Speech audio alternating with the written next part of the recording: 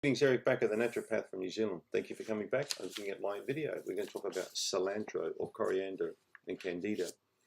So I just looked at a very interesting study showing that how coriander oil, or the essential oil of coriander, helps to really increase the permeability of the wall of the candida cell.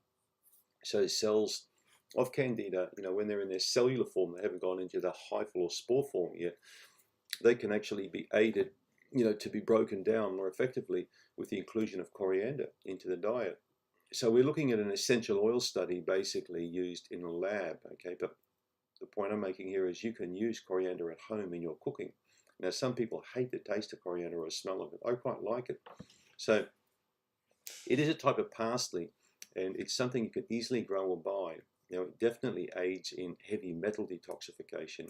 We've seen numerous studies and experiments conducted showing people who have used a lot more coriander in their diet have a much higher excretion rate of mercury than people who don't.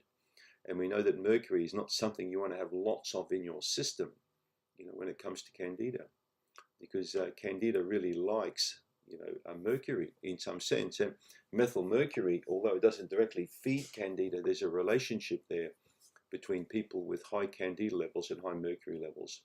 So the point I'm making is if you've got a lot of amalgam fillings and you've got digestive issues, get a stool test done to see if you've got high candida levels there, because the relationship certainly is there.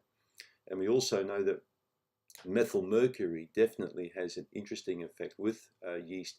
Yeast actually can help stimulate increasing production of mercury by methylating it, okay, by making like an kind of an organic form of mercury, okay, the methyl form.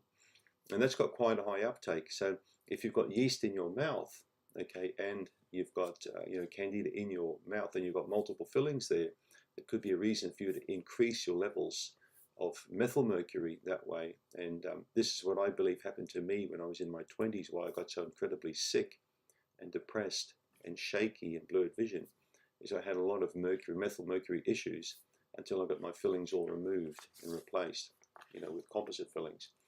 So, but cilantro or coriander does certainly play a role in heavy metal detoxification. So this could be something you could include into your diet. It's got high levels of vitamin C. It's a good immune boosting herb as well.